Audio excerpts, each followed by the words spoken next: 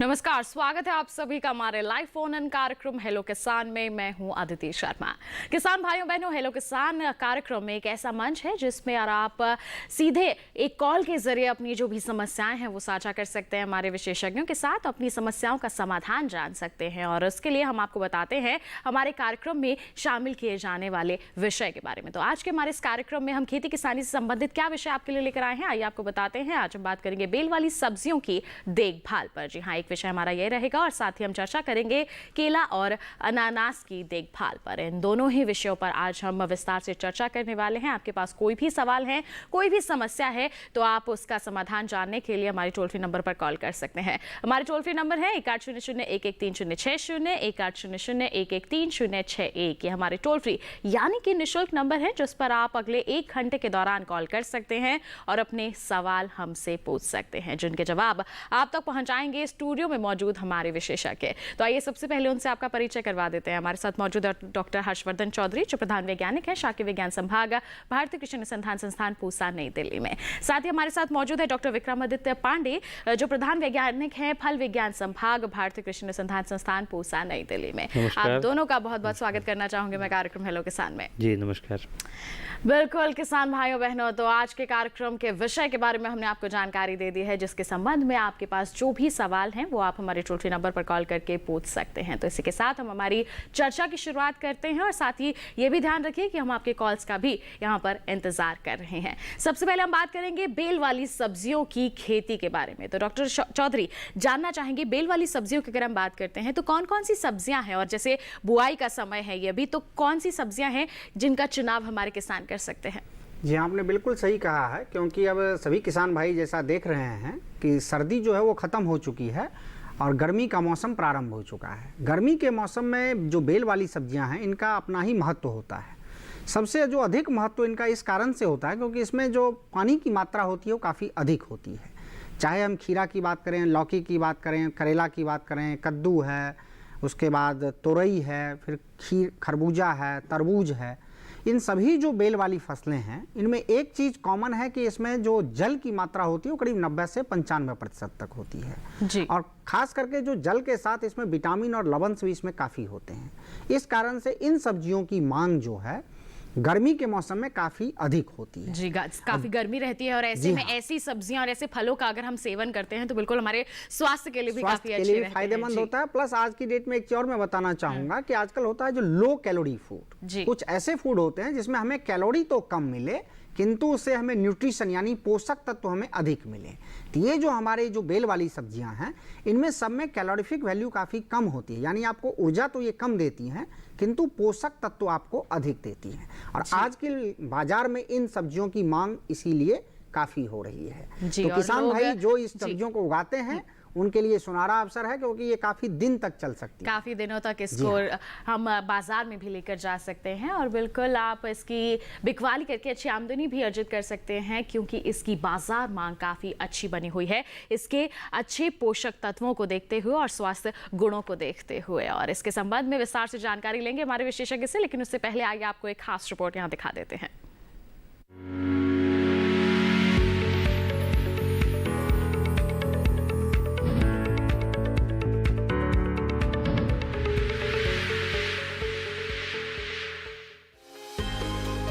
इस समय देश के ज्यादातर हिस्सों में ग्रीष्मकालीन सब्जियों की बुआई और रुपाई का काम चल रहा है। साथ ही बेल वाली सब्जी, कद्दू, लौकी, खीरा, तोरई, करेले से बेहतर उत्पादन लेने के लिए किसानों को फसल की देखभाल और कुछ तकनीकों की जानकारी होना जरूरी है, जिसमें बीजोपचार के बाद ही बीजारोपण करना चाहिए। इससे पौधों में रोग लगने की आशंका कम हो जाती है। अच्छी उपज लेने के लिए बेल वाली सब्जियों की कटाई छटाई जरूरी होती है। पौधे की 3 से 4 गांठ छटाई करने से उत्पादन और गुणवत्ता में सुधार होता है। सब्जियों की अच्छी बढ़वार के लिए मचान बनाएं। मचान के माध्यम से किसान 90% तक फसल को खराब होने से बचा सकते हैं। पौधे की बेल बढ़ सके और फसल के हिसाब से ऊंचाई रखें। जैसे करेला और खीरा के लिए 4.50 फीट, वहीं लौकी के लिए 5.50 फीट ऊंचाई रखें। साथ ही गोबर की खाद का ही प्रयोग करें। इसके अलावा कीट और रोग नियंत्रण पर विशेष ध्यान दें। दवाओं का इस्तेमाल विशेषज्ञ की सलाह पर ही करें।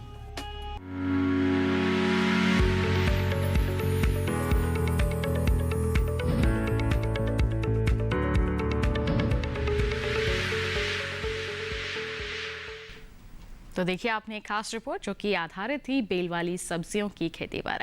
आइए इस पर विस्तार से चर्चा करेंगे, लेकिन उससे पहले केला और अनानास पर हम जानकारी ले लेते हैं। तो डॉक्टर पांडे, अगर हम बात करते हैं केला की या फिर अनानास की, तो इसकी खेती भी काफ़ी अच्छे स्तर पर हमारे देश में की जाती है, लेकिन अभी भी कुछ किसान हैं जो इससे अभी दूरी बनाए हुए हैं। तो ऐसे में आप क्या बताना चाहेंगे इसके महत्व के बारे में?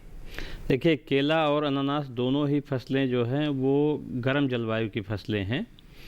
खास तौर से अनानास तो केवल गर्म जलवायु, जिसे उष्णकटिबंधीय जलवायु कहते हैं, जो कि हमारे देश में पूर्वोत्तर राज्यों में और जो समुद्र तटीय राज्य हैं जैसे कि उड़ीसा, पश्चिम बंगाल, आंध्र प्रदेश, तमिलनाडु, केरल, कर्नाटक में इसकी खेती की जाती है। केले की खेती केवल ठंडी जलवायु वाले इलाकों को छोड़ दिया जाए तो पूरे देश में किया जाता है जी। जहाँ तक इसमें लाभ की बात है तो ये दोनों ही फसलें कम अवधि की हैं। केले और अनानास की फसलें लगभग 1 साल से लेकर के और 1 साल 2 महीने के अंदर एक फसल तैयार हो जाती है।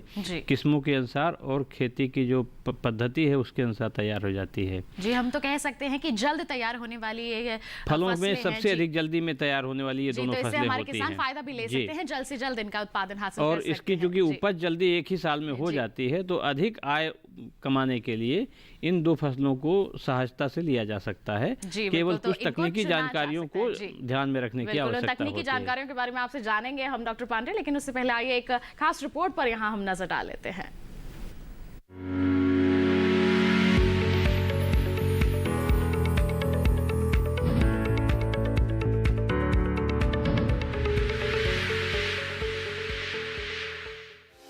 मार्च माह में केले के बागों में सिंचाई करें। सिंचाई करते समय ध्यान देना चाहिए कि पानी पौधे के तने पर सीधे ना लगे। इसके अलावा केवल एक तलवारी पत्ती को छोड़कर पौधे के आधार से निकलने वाली बाकी पत्तियों को काट दें। साथ ही नाइट्रोजन की 60 ग्राम मात्रा प्रति 10 लीटर पानी में मिलाकर छिड़काव करें। साथ ही किसान समय समय पर बागों की निराई गुड़ाई करते रहें और बाग में साफ सफाई रखें। वहीं अनानास का फसल चक्र 90 दिन का होता है। इसके एक पौधे से एक बार में एक ही फल मिलता है। इसके पौधों को 15 दिन में एक बार सिंचाई करनी होती है। इसकी जड़ें उथली होती है, इसीलिए सिंचाई करते समय विशेष ध्यान रखना चाहिए कि पौधे को नुकसान ना हो। सूखे मौसम में महीने में कम से कम 3 बार सिंचाई जरूर करें। इसके अलावा स्लिप्स को समय समय पर काटते रहें, जिससे मुख्य पौधे की वृद्धि हो सके।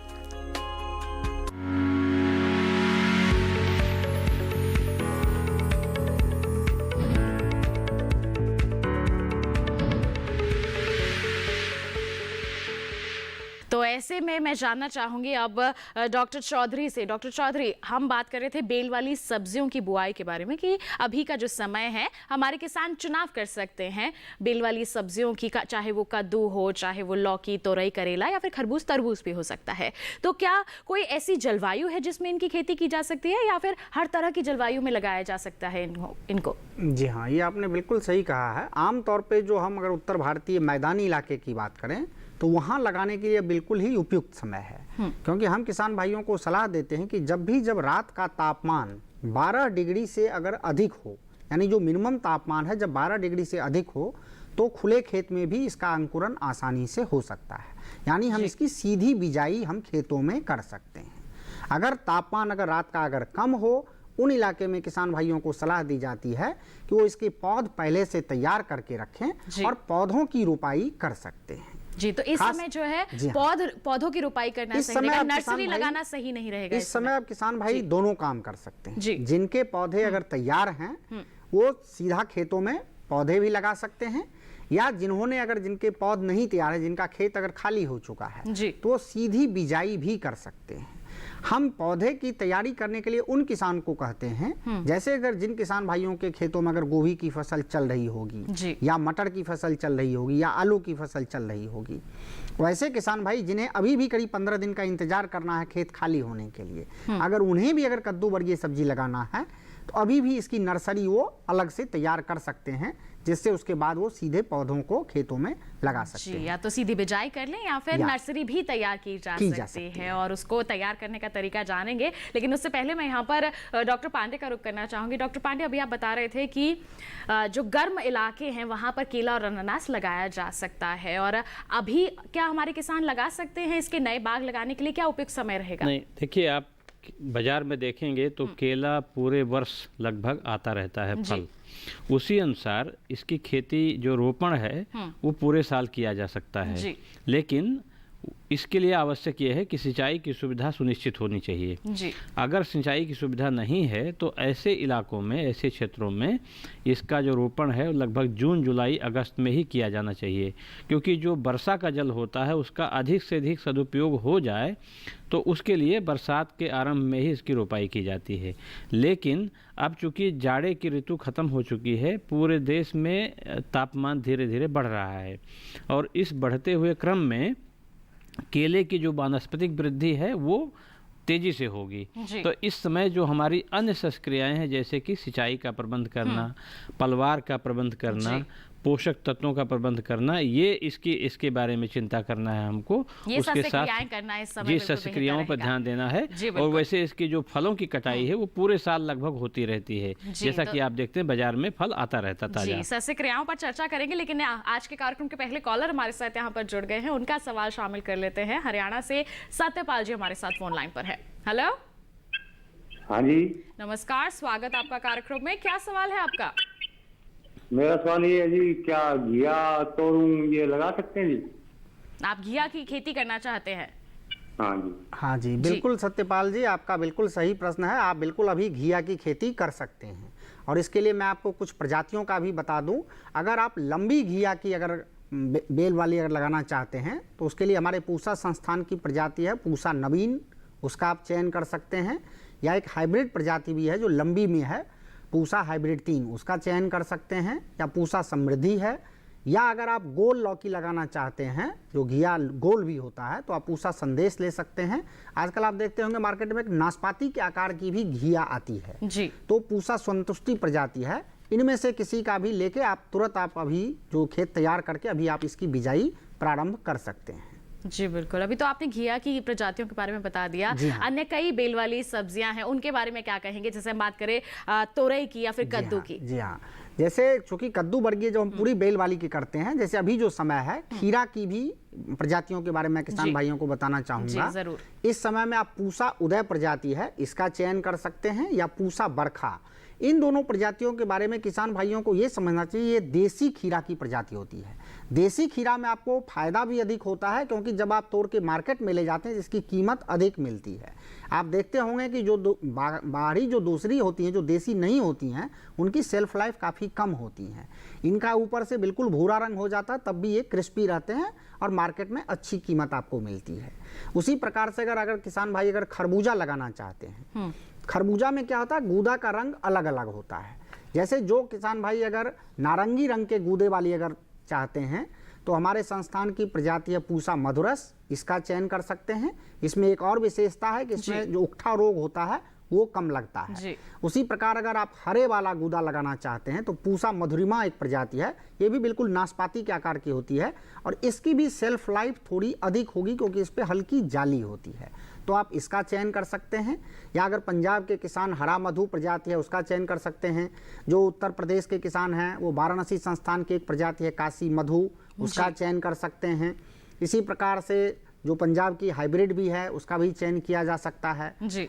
और अगर तरबूज की बात मैं करूं तो आमतौर पे खरबूज और तरबूज के बारे में कहा जाता है कि जहां की मिट्टी रेतीली होती है, क्योंकि आप मौसम की बात कर रही थी, जहां रात और दिन का तापमान का जो अंतर होता है वो जितना अधिक होता है, खरबूज और तरबूज की मिठास उतनी अधिक होती है। दिन में तापमान अधिक हो और रात में तापमान अगर कम हो, उन इलाकों में इनकी मिठास काफी अधिक होती अच्छी मिलती है। तो जी। तरबूज की प्रजाति आप शुगर बेबी का चयन कर सकते हैं, या हमारा एक अनुसंधान संस्थान बेंगलोर में, भारतीय बागवानी अनुसंधान संस्थान, उनकी काफी प्रजातियां, अर्का मानिक है, अर्का मुथु है, और आजकल एक बीज रहित तरबूज भी आता है, अर्का मधुरा करके है। इन प्रजातियों का आप चयन कर सकते हैं। चाहे खरबूज लगाना चाहते हो, तरबूज की खेती करना चाहते हैं, खीरा या फिर लौकी का ही आप चुनाव क्यों ना करना चाहते हो, अपने क्षेत्र के अनुसार जो उन्नत किस्में हैं उनका ही आप चुनाव करेंगे तो बिल्कुल ये आपके लिए बहुत फायदेमंद साबित हो सकता है। तो इसके लिए आपको आगे क्या तैयारियां करनी है, हम बात करें केला अनानास की, तो उसमें कौन सी सस्य क्रियाएं करनी है, इसके बारे में विस्तार से चर्चा करेंगे।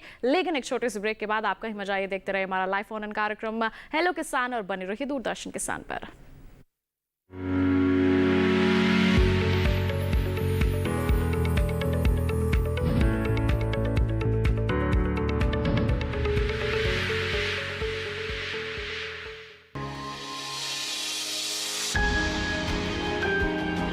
सहेजें कण कण को, सुंदर दे रूप रंग आकार, स्वस्थ जीवन रहे जमी पर, इंद्रधनुष हो साकार। देखिए प्रकृति की ओर, गुरुवार सुबह 9:30 पर।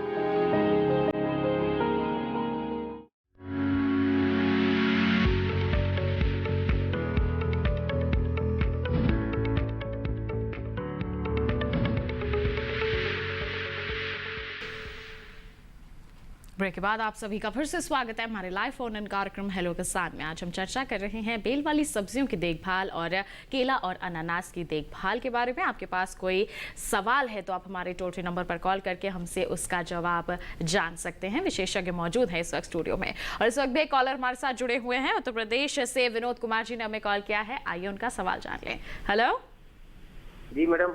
नमस्कार, स्वागत आपका कार्यक्रम में। क्या आपका सवाल है? जी मैडम, बेल वाली सब्जियों में जैसे कद्दू और लौकी की नर्सरी कैसे तैयार करते हैं, जानकारी चाहिए थी मुझे।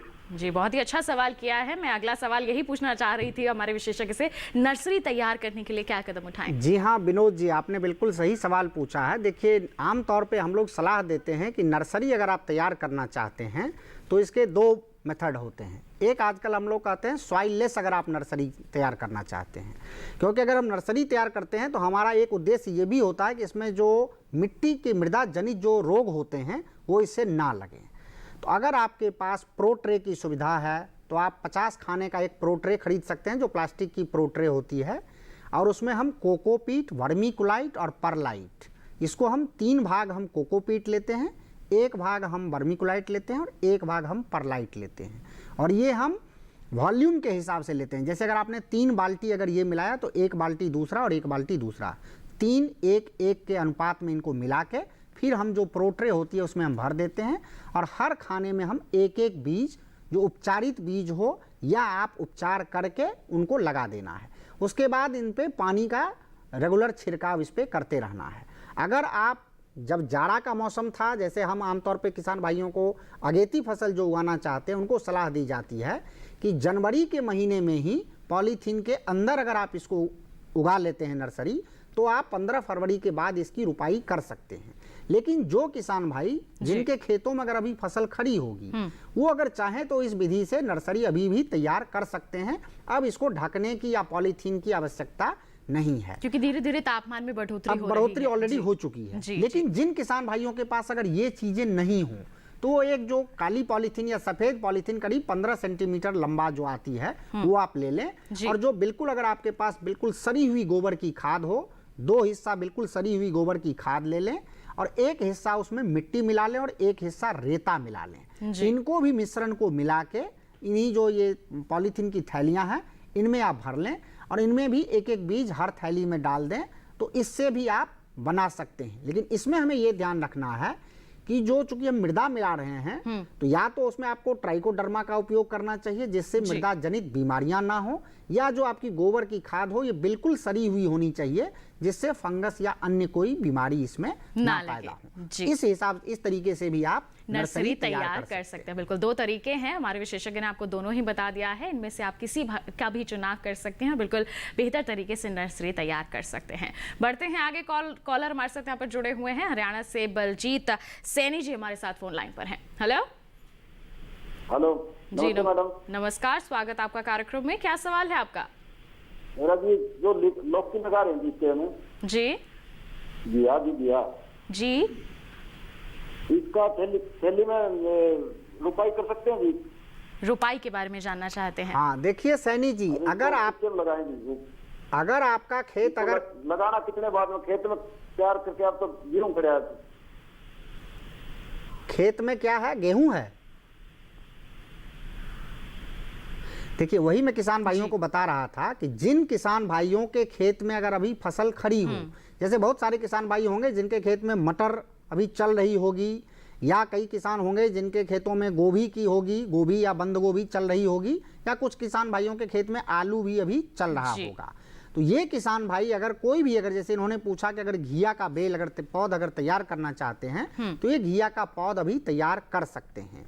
बिल्कुल उसी प्रकार से जो पॉलीथीन की मैंने बताई, पॉलीथीन में मिट्टी या गोबर की खाद, या अगर आपके पास अगर आप सॉइल लेस करना चाहते हैं, मृदा रहित, तो उस तरीके से आप बिल्कुल उसकी नर्सरी अभी तैयार कर सकते हैं और करीब 20 से 25 दिन में ये पौधे आपके खेत में लगाने के लायक हो जाएंगे। बिल्कुल, उसके बाद खुले खेत में रोपाई कर सकते हैं। खेत में लगाते समय हमें ये ध्यान रखना है कि जब हम उसको निकालते हैं तो प्रोट्रे से पूरी उसकी ये निकलती है, जो अब बॉल होता है वो अर्थ बॉल सहित निकलती है, जड़ ना टूटे, इस बात का बहुत ध्यान इसी प्रकार अगर हम जैसे अगर हम पॉलीथीन की थैली में लगाते हैं तो एक तरफ से किनारे से उसको हम चीरा लगाते हैं ब्लेड से, पॉलीथीन को हटा देते हैं और पूरी अर्थ बॉल सहित उसको हम खेतों में लगाते हैं। जी बिल्कुल, तो इस तरह से आप अगर नर्सरी तैयार कर लेते हैं और फिर खुले खेत में जब आप रुपाई करने जा रहे हैं तो ये सावधानी आपको बरतने की बेहद ज़रूरत है। आइए बढ़ते हैं आगे। डॉक्टर पांडे, अब मैं आपसे जानना चाहूँगी, आप जिक्र कर रहे थे कि केले के जो बाग हैं उसमें हमारे किसानों को सख्त क्रियाएँ करने की ज़रूरत है। सबसे पहले मैं सिंचाई प्रबंधन के बारे में जानना चाहूँगी। धीरे धीरे तापमान बढ़ रहा है, ऐसे में नमी बनी रहे तो इसके लिए क्या करे किसान? जी, एक मोटा मोटा हिसाब है केले के लिए कि अगर इसके रोपण की मिट्टी को हाथ में ले करके और गोला बनाने की कोशिश किया जाए तो अगर मिट्टी में गोला बन जाता है तो ये समझ लेना चाहिए कि इसमें पानी की नमी की पर्याप्त मात्रा है जी। अगर इससे कम होता है, गोला नहीं बनता है और छोड़ने पर वो टूट जाती है मिट्टी की गोली, जो गोला होता है, तो समझ लीजिए पानी की आवश्यकता है।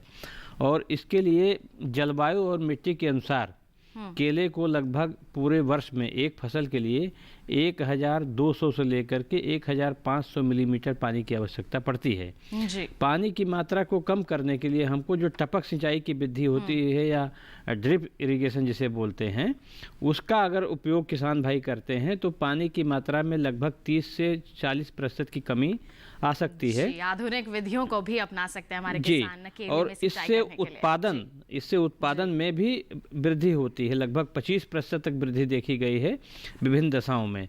और इसके साथ साथ जो टपक सिंचाई की विधि होती है उसमें हम क्या कर सकते हैं कि जो उर्वरकों की मात्रा है उसको भी सिंचाई के पानी के साथ में दे सकते हैं। तो इस क्रम में हमको लगभग जो उर्वरकों की मात्रा होती है उसमें भी 25 से 30% की कमी लाई जा सकती है, क्योंकि ये पानी के साथ सीधे पौधों की जड़ों में जाते हैं और उर्वरकों का अधिक से अधिक उपयोग पौधे कर पानी भी सीधा पहुंच जाता है जड़ों में और उर्वरक भी सीधे हमारी जड़ों तक पहुंचते हैं और उसका सीधा असर पड़ता है हमारी जो पौध है उसकी गुणवत्ता पर। आइए इसी के साथ बढ़ते हैं आगे। कॉलर हमारे साथ जुड़े हुए हैं मध्य प्रदेश से रमेश चंद्र जी हमारे साथ फोन लाइन पर हैं। हेलो जी मैडम, नागदा से बोल रहा था मैं जी। नमस्कार मध्य प्रदेश जी, नमस्कार। आप अपना सवाल पूछे, स्वागत है आपका कार्यक्रम में। मैं बोल रहा था मैडम नागदा से जी। तो ये हमारा जो केले का पौधा है, केले का जो पौधा है मैडम, उसमें 3 लेयर तो लग गई और उसमें जो चौथी लेयर है उसमें जो अंकुर निकल रहे हैं जी, तो उसमें वो खिलने लग गए मैडम, खिर के गिरने लग गए। जो चौथी लेयर है उसमें अंकुरन हो रहा है, खिल रहा है, फिर वो गिर रहा है जी। देखिए केले के जो घेर बोलते हैं, जो बंच निकलता है उसमें शुरुआती दौर में तो जो होते हैं वो उसमें फल बढ़ते हैं, फल लगते हैं, जैसे जो वो मादा पुष्प होते हैं जी। उसके बाद किस्मों के अनुसार, जैसे अगर आप ले लें कि जो वामन केला होता है या ड्वार्फ कैवेंडिस या ग्रैंड नाइन बोलते हैं, जो कि मध्य प्रदेश में बहुत ज़्यादा प्रचलित है, ड्वार्फ कैवेंडिस और ग्रैंड नाइन, ये 2 किस्में आपके यहाँ लगाई जाती हैं। इसमें लगभग 10 से 12 जो हैंड्स होते हैं एक जो या फेना बोलते हैं, वो 10-12 फेना के बाद में नर फूल आने लगते हैं। तो लगभग आपके पोषण के अनुसार और देख रेख के अनुसार अगर 10 से 12 हैंड्स आ गए हैं, उसके बाद अगर नहीं आता तो उसकी आवश्यकता आपको नहीं है। दूसरा ये है कि अगर नीचे का जब नर फूल आने लगते हैं उसमें फल नहीं बनता है, तो अगर उसको काट कर आप निकाल देते हैं तो जो बचे हुए जो फल होते हैं उनमें इतना मोटापा आएगा, मतलब मोटापन आएगा कि जो आपकी उपज है लगभग 20 से 25 किलो या 30 किलो के अनुसार वो आपके उसमें आ जाएगा। अगर इस पर भी आपका कोई नहीं वो समाधान नहीं होता है तो मेरा सुझाव है कि आप सबसे पहले अपने मिट्टी की जांच करवाइए और पोषक तत्वों की कुछ ज़्यादा ही कमी हो सकती है, तो पहले पोषक तत्वों की जांच करें, उसके बाद फिर पोषक तत्वों का प्रबंधन के बारे में चिंता करें। अगर आप फोटो अपने जो आपकी समस्या है, अगर फ़ोटो को भी दूरदर्शन के ईमेल पर, जो कि मैडम अभी आपको बताएंगी, अगर इसको आप फ़ोटो भेज सकते हैं तो आपके फ़ोटो को देख करके आपकी समस्या का निदान किया जा सकता है और उसका समाधान भी आपको सुझाया जा सकता है एक दूसरे कार्यक्रम में भी। जी बिल्कुल। तो हेलो किसान 2015@gmail.com ईमेल आईडी है, इस पर आप बिल्कुल फ़ोटो भेज सकते हैं अपने पौध की और वो हम हमारे विशेषज्ञ के साथ साझा करेंगे और आपका जो समस्या है उसका समाधान आप तक ज़रूर पहुंचाएंगे। इसके साथ बताएं आप कुछ। इसके अतिरिक्त आपके हर जिले में कृषि विज्ञान केंद्र होते हैं, तो मैं इनको सुझाव दूंगा कि इनके समस्या का अगर वो पहचान में नहीं आती, क्योंकि सीधे से ठीक नहीं बता पा रहे हैं जी, तो कृषि विज्ञान केंद्र में बागवानी के विषय वस्तु विशेषज्ञ होते हैं, अगर उनसे भी ये संपर्क करेंगे तो इनकी समस्या का काफ़ी हद तक समाधान हो सकता है। जी, हमसे भी साझा कर सकते हैं और साथ ही साथ जो निकटतम आपके कृषि विज्ञान केंद्र हैं वहाँ पर बागवानी के जो अधिकारी हैं, वैज्ञानिक हैं, उनसे भी आप सलाह मशवरा कर सकते हैं, उन्हें भी दिखा सकते हैं और उसके अनुसार आप उपचार कर सकते हैं। आइए इसी के साथ बढ़ते हैं आगे। कॉलर हमारे साथ और जुड़े हुए हैं, छत्तीसगढ़ से राजू जी ने हमें कॉल किया है, आइए जान ले उनका सवाल। हेलो। हाँ जी, हेलो, मैं राजू देवांगन बोल रहा हूँ छत्तीसगढ़ से। नमस्कार, स्वागत आपका कार्यक्रम में, क्या सवाल है आपका? हाँ जी, मैं छत्तीसगढ़ का हूँ, इसलिए मैं केला लगा सकता हूँ अभी के मौसम में। जी बिल्कुल, ये बहुत अच्छा आपने पूछा है। छत्तीसगढ़ में तो बागवानी की अपार संभावनाएं हैं, क्योंकि वहाँ पर श्रम बहुत सस्ता मिल सकता है और मिट्टी की अवस्था बहुत अच्छी होती है। तो छत्तीसगढ़ में, पूरे छत्तीसगढ़ में आपको केले की अच्छी फसल ले सकते हैं और केला लगा सकते हैं। बस यही है, अगर आप इस समय केला लगाना चाहते हैं तो सिंचाई की सुविधा पर्याप्त होनी चाहिए और सुनिश्चित कर लें, उसके बाद केले की फसल लगा सकते हैं। बट हमारा सुझाव ये है कि चूंकि गर्मी आने वाली है तो अभी आप तैयारी कर लें, खेत की तैयारी कर लें, गड्ढे बना लें, खाद और उर्वरकों की व्यवस्था कर लें और 1 महीने बाद जब गड्ढे भर देंगे तो जून के आरंभ होते ही जब 1-2 बरसात हो सकती है, हो जाती है, बौछारें पड़ जाती हैं, तब अगर केला लगाएं तो आपको लिए ज़्यादा सुविधाजनक होगा ये। जी, जैसे ये बात कर रहे हैं छत्तीसगढ़ में केला लगाना चाहते हैं तो कोई उन्नत किस्म भी है उस क्षेत्र के लिए? हाँ जी, छत्तीसगढ़ के लिए 2-3 किस्में मैं संस्तुत करता हूँ, जैसे ग्रैंड नाइन है या ड्वार्फ कैवेंडिस है और उसके साथ चंपा की भी खेती, चंपा जो किस्म है, या मंथन जो सब्जी वाला केला होता है, ये 3-4 किस्मों की खेती आराम से कर सकते हैं। जी बिल्कुल। तो राजू जी देखिए, आप लगा सकते हैं छत्तीसगढ़ में, बस आपको शुरू से थोड़ी सी तैयारियां करने की यहाँ पर ज़रूरत हो जाती है। बिल्कुल। तो इसी के साथ बढ़ते हैं आगे। अब डॉक्टर चौधरी, रुक करना चाहूँगी मैं आपका, अभी हम बात कर रहे थे कि जब खुले खेत में हम रोपाई करते हैं तो सावधानियां बरतने की ज़रूरत हो जाती है, जड़ ना टूटे, ये एक मुख्य सावधानी है। और किस तरह की सावधानियां बरतें या तैयारियां करें हमारे किसान? जी हाँ, बिल्कुल, क्योंकि ये समय जो है ये बुआई का समय है, तो किसान भाई को सलाह दी जाती है कि अपनी खेतों की ठीक तरीके से जुताई कर लें और गोबर की खाद, किसी भी सब्जी की अगर आप खेती करते हैं, जितनी अधिक आप गोबर की खाद डालेंगे, जो आपकी सब्जियां होंगी वो काफ़ी अच्छी होंगी जी। तो इसमें कहा जाता है कम से कम 20 से 25 टन जो है प्रति हेक्टेयर के हिसाब से आप गोबर की खाद डाल लें। उसके बाद उसको मिला के, और एक चीज़ का और ध्यान रखना होता है कि जब भी अगर हम गोबर की खाद मिलाते हैं, खास करके अगर चूंकि हम बेल वाली सब्जियों की बात करते हैं, कई सारी इसमें मृदा जनित बीमारियां होती हैं जी। इसीलिए अगर उसमें अगर हम ट्राइकोडर्मा अगर हम मिला लेते हैं तो आपकी जो फसल होती है वो अच्छी होगी।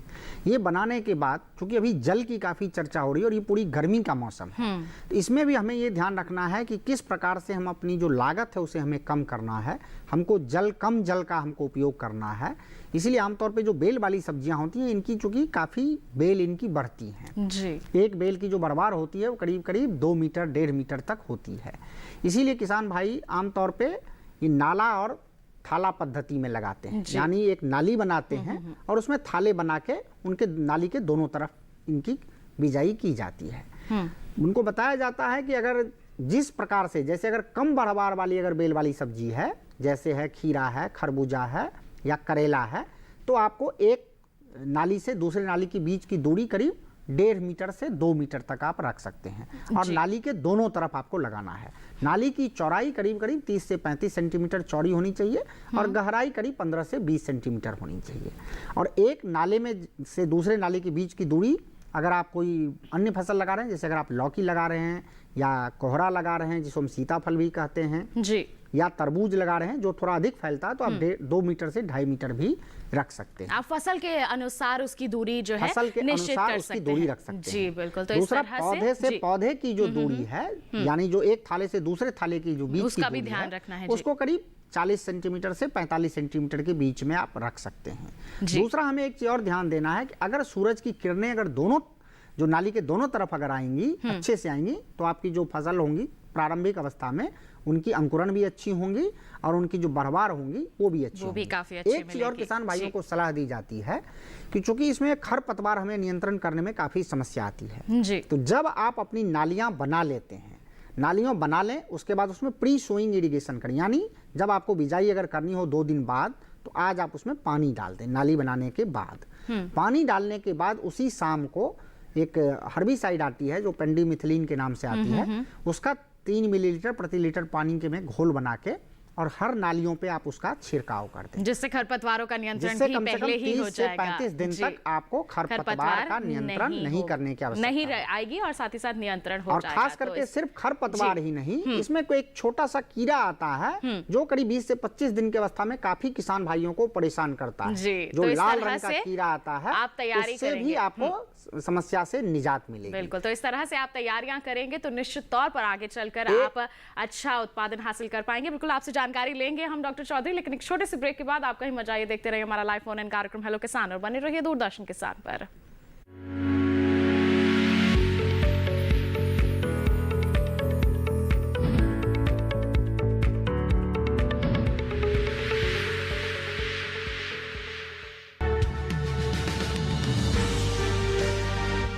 साल से लगातार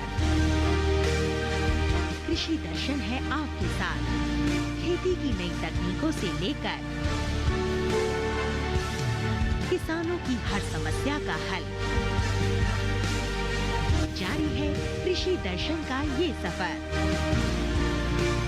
किसान चैनल के साथ सोमवार से शुक्रवार शाम 5:30 पर।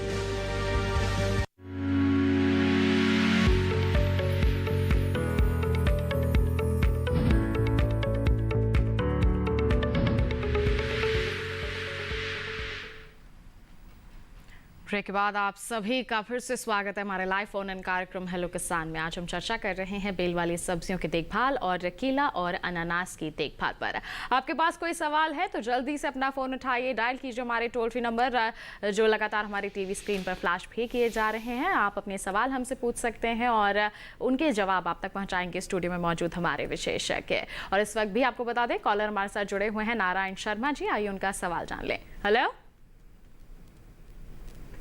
हेलो हेलो हेलो जी, नमस्कार नारायण जी, स्वागत है आपका। सबसे पहले आप अपने टीवी की आवाज कम कर दें और फिर अपना सवाल पूछें हमसे। ओके ओके ठीक है। हाँ जी, मेरा ये सवाल था आपसे जी कि जैसे अब अभी ये जो बेल वाली सब्जी की हम बुआई करते हैं, जैसे अपन ने बुआई करी, जैसे लौकी और गिलकी की बुआई करी अपन ने, तो उसको जब बुआई करते हैं, जैसे कुछ समय बाद है ना उनके जो पत्ते निकलते हैं नहीं वैसे सुखड़े हुए निकलते हैं, जैसे मतलब खिले खिले नहीं निकलते हैं, तो उसमें हम किस तरह के मतलब खाद डाल सकते हैं जिससे वो पत्ते खिले खिले निकले? जी, क्या कहेंगे डॉक्टर चौधरी इस पर? जी हाँ, जैसे इन्होंने बिल्कुल सही कहा है कि जो खिले खिले तो अब जैसे अगर सिकुड़े हुए हैं तो हमें ये ध्यान रखना चाहिए कि आजकल वायरस की समस्या काफ़ी हो रही है। अगर आसपास में अगर जैसे किसी दूसरे फसल जो होती हैं उनसे खास करके जो एफिड होता है वो इन पे माइग्रेट करता है। जैसे अगर सरसों की कटाई बंद हो जाती है, कटने लगती हैं, तो एफिड होता है वो इन पे जो कद्दू वर्गीय सब्जियां हैं इन पे आ जाती हैं जी। एक फसल से उड़कर दूसरी फसल पर आ जाते हैं जी। अगर हम एक चीज़ का ध्यान रखें, जैसे सिर्फ हम रसायन का प्रयोग करने के बजाय जब हम लगा रहे हैं उससे कुछ दिन पहले अगर खेत की चारों तरफ अगर हम मक्का को लगा लें, तो अगर हम मक्का को लगा लेते हैं तो वो अगर आते भी हैं तो मक्के के जो पत्ते होते हैं उसमें रेशे में वो चिपक जाते हैं और हमें सिर्फ मक्का पे ही हमें कीटनाशक दवाइयों का उपयोग करना होगा। जो अन्य किसान भाई हैं जो भी बिजाई कर रहे हैं उनको भी ये सलाह दी जाती है कि अगर आप कोई भी अगर कद्दू वर्गीय सब्जियां लगाएं तो किनारे पे आप मक्का लगा लें। जहां तक इन्होंने पोषक प्रबंधन की जानकारी मांगी है उसमें मैं इनको बताना चाहूंगा कि ये सलाह दी जाती है कि ये कोई भी अगर है आप पहले मिट्टी की जांच करा लें, उसके हिसाब से आपको देखना है कि क्या आपको कितनी मात्रा डालनी है। लेकिन एक मोटे अनुमान के तौर पे करीब हम 70 से 80 केजी नाइट्रोजन हम प्रति हेक्टेयर में हम डालते हैं और पोटास करीब हम 50 केजी डालते हैं और 50 केजी हम फास्फोरस डालते हैं। पोटास का डालना बहुत ही आवश्यक होता है। अगर हम पोटास अगर हम खेतों में डालते हैं तो बीमारियां भी कम आती हैं। जिन फसलों में मिठास होती है उनकी मिठास भी अच्छी होती है।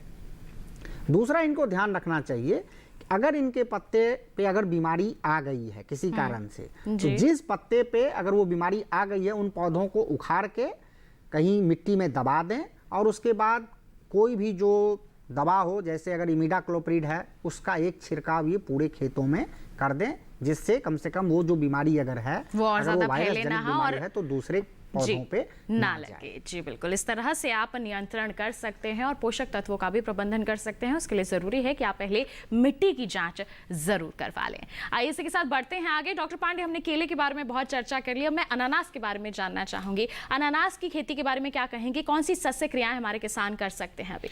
अनानास में देखिए इस समय अधिकांश जगहों पे फूल निकल रहे होंगे और चूँकि ये इसका जो रोपण होता है बड़े बड़े क्षेत्रों में किया जाता है और फसल भी अगर एक साथ तैयार होती है तो हमको कटाई करके बाज़ार में बिक्री करने में बहुत सुविधा होती है जी। और इसके लिए सबसे सर्वोत्तम उपाय ये होता है कि 25 पार्ट पर मिलियन, मतलब 10 लाख भाग में 25 भाग इथरेल एक जो रसायन होता है जो कि साधारण जो रसायन की दुकानें होती हैं उस पर उपलब्ध होता है, उसके साथ में 2% यूरिया, मतलब 1 लीटर पानी में लगभग 20 ग्राम अगर यूरिया डाल देते हैं तो 2% का द्रवण ये तैयार हो जाता है। और कैल्शियम कार्बोनेट एक होता है उसमें लगभग 0.4% का ये होता है। तो इन तीनों चीज़ों को मिला करके एक द्रवण तैयार किया जाता है और इस मिश्रण को जो अनानास का पौधा होता है उसके बीचों बीच में जी अगर हम लगभग 40 मिलीलीटर के आसपास उसको डाल देते हैं तो 25 किस्मों के अनुसार और फसल की अवस्था के अनुसार 25 से 50 दिन के अंदर एकदम समान रूप से फल बाहर निकल आते हैं। जी बिल्कुल, और क्या कार्य करने हैं आपसे जानेंगे डॉक्टर पांडे। इस वक्त एक कॉलर जुड़े हुए हैं, उनका सवाल मैं यहाँ पर शामिल कर लेती हूँ। राजेश सिंह जी हमारे साथ फोन लाइन पर हैं उत्तर प्रदेश से, आइए जान ले उनका सवाल। हेलो हेलो जी, नमस्कार, स्वागत आपका कार्यक्रम में। क्या सवाल है आपका? मैं मैडम जी उत्तर प्रदेश बस्ती जिले से बोल रहा हूँ। मैं अनानास की खेती करना चाहता हूँ, तो क्या यहाँ संभव है?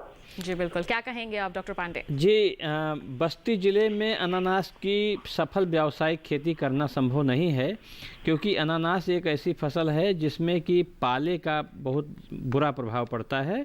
तो अगर तापक्रम कभी भी 15 डिग्री अंश सेल्सियस से कम जाता है तो वहाँ पर अनानास की खेती नहीं की जा सकती है। लेकिन कुछ बगीचों में, जैसे कि आम के बगीचे हैं, लीची के बगीचे हैं, अमरूद के बगीचे हैं, उन बगीचों में छाया में जहाँ पर कि ना अधिक गर्मी और ना अधिक ठंडा, जो ठंडे के मौसम में जो पाला पड़ता है वो पाला, ऐसे ऐसे इलाकों में पाले की संभावना कम होती है। तो कुछ हद तक और विशेष यत्न के अनुसार अनानास की कुछ हद तक खेती की जा सकती है, लेकिन सफल व्यावसायिक खेती की संभावना बस्ती जिले में क्या पूरे उत्तर प्रदेश में अनानास की नहीं है। लेकिन एक छोटे से स्तर पर वो कर सकते हैं, छोटे से स्तर पर, हाँ, नहीं 10-20 पौधे भी कर सकते हैं, लेकिन जितना फल का वजन होता है उतना वजन इनका नहीं आएगा। जी। कम स्तर पर आप कर सकते हैं बस्ती ज़िले में भी। और मैं व्यक्तिगत रूप में बस्ती ज़िले में गया हुआ हूँ कई बार, तो वहाँ पर बगीचों के नीचे, क्योंकि अगर जब ठंडा होगा तो जो पाला पड़ता है वो बगीचों के नीचे पाले का असर नहीं होगा और इसकी खेती कुछ हद तक कर सकते हैं, लेकिन उत्पादन उतना अच्छा नहीं मिलेगा। जी बिल्कुल। तो आप छोटे स्तर पर तो ज़रूर इसकी खेती कर सकते हैं, लेकिन अगर आप इसके बड़ी स्तर पर खेती करने की सोच रहे हैं तो ये थोड़ा कठिन है, वहाँ पर इसकी खेती इतनी संभव नहीं हो पाएगी। आइए बढ़ते हैं आगे। कॉलर हमारे साथ जुड़े हुए हैं, रूप सिंह जी ने हमें कॉल किया है, जान ले उनका सवाल। हेलो। हेलो जी। जी नमस्कार भूप सिंह जी, स्वागत है आपका कार्यक्रम में। क्या सवाल है आपका? मैं जी घिया बीजना चाहता हूँ 2 एकड़ में। घिया लगाना चाहते हैं आप? कौन सी वैरायटी हमारे हरियाणा के अंदर है जी? जी, हरियाणा के अंदर कौन सी उन्नत किस्म है घिया की? भूप सिंह जी, जैसा मैं पहले भी बता चुका हूँ कि आप हरियाणा में अगर लगाना चाहते हैं तो हमारा एक क्षेत्रीय केंद्र वहाँ करनाल में है, वहाँ से भी आप बीज ले सकते हैं।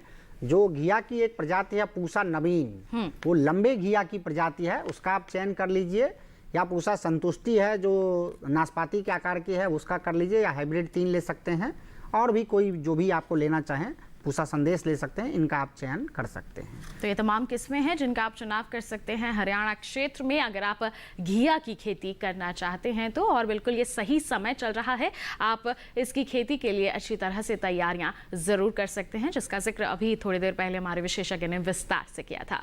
बिल्कुल इन तमाम बातों पर हमारी चर्चा को जारी रखेंगे, लेकिन एक छोटे से ब्रेक के बाद आप कहीं मत जाइए, जल्द ही हाजिर होंगे। बने रहिए दूरदर्शन किसान पर और देखते रहिए हमारा कार्यक्रम हेलो किसान।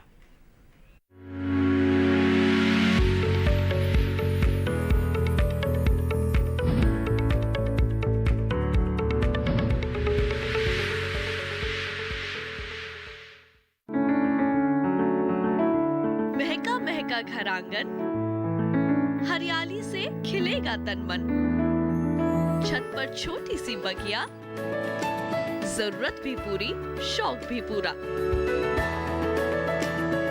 देखिए छत पर बागवानी, शनिवार सुबह 9 बजे। बादलों की लुका छिपी,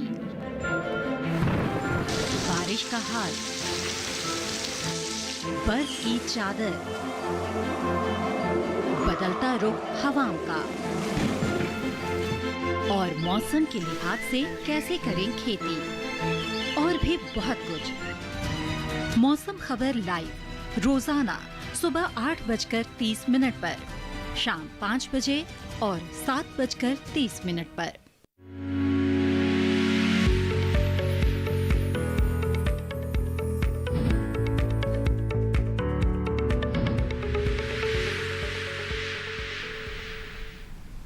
ब्रेक के बाद आप सभी का फिर से स्वागत है हमारे लाइव फोन इन कार्यक्रम हेलो किसान में। आज हम चर्चा कर रहे हैं बेल वाली सब्जियों की देखभाल और केला और अनानास की देखभाल पर। आपके पास कोई सवाल है तो जल्द से अपना फोन उठाइए और टोल फ्री नंबर डायल करके आप अपना सवाल हमसे पूछ सकते हैं। और इस वक्त भी आपको बता दें कॉलर हमारे साथ जुड़े हुए हैं, हिमाचल से हमें कॉल किया है सुनील दत्त जी ने। आइए उनका सवाल जान लें। हेलो जी नमस्कार, स्वागत आपका कार्यक्रम में। क्या सवाल पूछना चाहेंगे आप? नमस्कार मैडम, मैं सुनील दत्त बोल रहा हूँ हिमाचल प्रदेश से। जी अपना सवाल पूछिए। मैडम मेरा सवाल है, मैं घिया लगाता हूँ जी। हाँ जी मैडम, घिया और करेले की सब्जी लगाता हूँ सर। मैडम तो मेरा सवाल मैडम जी, घिया लगाता हूँ, एक बार घिया जिस खेत में लगा दे दोबारा घिया सूख जाता है, दोबारा खेत में घिया तैयार नहीं होता है जी। तो मुझे कारण बताइए मैडम, घिया क्यों तैयार होता है दोबारा इस खेत में? जी हाँ, इन्होंने बिल्कुल सही प्रश्न पूछा है। देखिए आम तौर पे भी किसान भाइयों को ये सलाह दी जाती है कि जिस खेत में अगर किसी फसल को अगर एक बार लगाते हैं तो उसी खेत में बार बार उस फसल को ना लगाएं, और उस फसल को ही नहीं, उसी माना कुल की फसल को। जैसे अगर हम जितनी बेल वाली सब्जी की हम बात कर रहे हैं, चाहे घिया हो, लौकी हो, तोरी हो, कद्दू हो, खीरा हो, खरबूजा हो, ये सब एक ही कुल की सब्जियां हैं और इन सबके बीमारी और कीड़े एक ही होते हैं। जैसा कि इन्होंने प्रश्न पूछा, इनके खेतों में उकठा की समस्या हो सकती है। उकठा जो होता है वो फ्यूजेरियम के कारण होता है और इसके जो स्पोर होते हैं वो मिट्टी में कई सालों तक रहते हैं। तो जिस खेत में इस प्रकार की संभावना है उसमें आप इनकी खेती ना करें, किंतु अगर आपको कुछ बचाव करना है तो उन खेतों में जहाँ पे ये समस्या है एक बार आप उसमें धान लगा दें या मक्का लगा दें, उससे क्या होगा कि ये जो समस्याएं हैं, मृदा जनित जो बीमारियां हैं, ये कम हो जाएंगी। लेकिन जो किसी और किसान भाइयों के खेत में भी आती हैं, खास करके घिया में 2 बीमारी आती है, एक उकठा की आती है और एक गमी स्टेम ब्लाइट आता है, जिसमें जो पौधे होते हैं वो जड़ से भी सूखते हैं और जड़ और तना का जो जहाँ पे ज्वाइंट होता है वहां से वो फट जाती हैं गांठ से और उससे लाल रंग के कुछ निकलने लगते हैं। इन्हें हमें ध्यान रखना चाहिए कि जब भी हम उसकी बिजाई कर रहे हैं उसी समय अगर हम ट्राइकोडर्मा कम से कम 50 केजी जो गोबर की खाद में हम 4 से 5 केजी ट्राइकोडर्मा को अच्छे से मिला के और जहां हम लगा रहे हैं वहां पे हम जहां पे हम थाला बनाते हैं, जहां हम पौधे लगाते हैं, हर जगह हम थोड़ा थोड़ा उसका हम छिड़काव कर दें, या हम जो गोबर की खाद है उसमें मिला के हम पूरे खेत में अगर हम छिड़काव करके लगाते हैं तो इस रोग से बहुत हद तक हम निदान हमें मिल सकता है। उसके बाद भी अगर किसी किसान भाई के खेत में अगर आ रहा है और अगर आपके पास अब कोई उपाय नहीं है तो फिर आप कार्बेंडाजिम या जो हम वेस्टिन के नाम से हम जानते हैं या हम ब्लाइटॉक्स, इन दोनों का मिश्रण करके आपको ड्रेंचिंग करना है। और ड्रेंचिंग हमें करना है कि जड़ से लेकर कम से कम 1 फीट के ऊपर तक, तो उस जो फंगस होता है उसको कुछ हद तक आप नियंत्रित कर सकते हैं। जी, तो इस तरह से आप नियंत्रण कर सकते हैं सुनील दत्त जी। आप फसल चक्र अपनाएंगे तो काफी फायदेमंद साबित हो सकता है आपके लिए। आइए इसी के साथ बढ़ें आगे। हरियाणा से हमारे साथ विजेंद्र जी फोन लाइन पर हैं, उनका सवाल जान लेते हैं। हेलो। हेलो, नमस्कार मैम। जी नमस्कार, स्वागत आपका कार्यक्रम में। क्या सवाल है आपका? मैम हम 1 एकड़ में केला लगाना चाह रहे हैं। 1 एकड़ में आप केला लगाना चाह रहे हैं? जी सर मैम। जी, तो क्या सलाह देंगे आप डॉक्टर पांडे ऐसे में? जी, मैंने पहले भी आपको बताया है कि केले की फसल में पाले का बहुत दुष्प्रभाव होता है। तो अगर आपके यहाँ पाला नहीं पड़ता है तो केले की खेती आप कर सकते हैं। मिट्टी का जो और पानी का दोनों का पीएच मान लगभग 5.5 से लेकर के 7.5 के आसपास होना चाहिए या 8 तक होना चाहिए। नमकीन नहीं होना चाहिए, मतलब क्षारीय या नमकीन नहीं होना चाहिए। दूसरी बात यह है कि अगर आप लगाना भी चाहते हैं तो जो कि जाड़े का मौसम अब लगभग ख़त्म हो गया है, तो जाड़े के दिनों में पहले भी जैसे कि कद्दू वर्गीय सब्जियों की बात हो रही थी जिसमें कि पौधशाला तैयार की जाती थी, तो केले के ऊतक संवर्धित या टिश्यू कल्चर पौधे ले करके जाड़े के मौसम में बड़ी बड़ी पॉलीथीन की थैलियों में लगाकर छोटे छोटे पॉली हाउसेस बना करके उसमें रख सकते हैं। अब जाड़े के 2 महीनों में उसकी लगभग 6-7 पत्तियां आ जाएंगी और पौधे लगभग 30 से 45 सेंटीमीटर बड़े हो जाएंगे। तो जाड़े के बाद में अगर आप लगाते हैं तो ऐसी फसल आपको लगभग नवंबर तक आते आते एक फसल तैयार हो जाएगी। लेकिन हमारा सुझाव है कि पहले एक परीक्षा के तौर पर कुछ पौधे कह लीजिए 150 पौधे लगा करके एक बार देख लीजिए और उसके बाद अगर आप सफल हो जाते हैं, पाले से आपकी फसल बच जाती है, तो फिर बृहत स्तर पे 1 एकड़ केला आप लगा सकते हैं। जी, और तो शुरुआत अगर छोटे स्तर पर कर लेंगे, एक टेस्ट कर लेंगे, उसके बाद परीक्षा कर लें आगे बढ़ें। हाँ, क्योंकि ये नई फसल आपके क्षेत्र के लिए होगी, परीक्षण कर लें और हम लोगों से आप संपर्क में रहें। एक किसान जो हेलो किसान कार्यक्रम है इसको देखते रहें, जो भी आपको समस्या होगी तो आपको बार बार समाधान बताया जाता रहेगा। जी, तो आप छोटे स्तर पर इसकी शुरुआत जरूर कर लें क्योंकि हरियाणा में पाले की समस्या रहती है। ऐसे में आपकी जो फसल है उसको दुष्प्रभाव हो सकता है, इसलिए ज़रूरी है कि आप छोटे स्तर पर एक परीक्षण के तौर पर आप शुरुआत कर लें। अगर वो सफल रहता है तो बिल्कुल आप आगे बढ़ सकते हैं और अच्छे स्तर पर, बड़े स्तर पर भी इसकी खेती आप बेहतर तरीके से कर सकते हैं।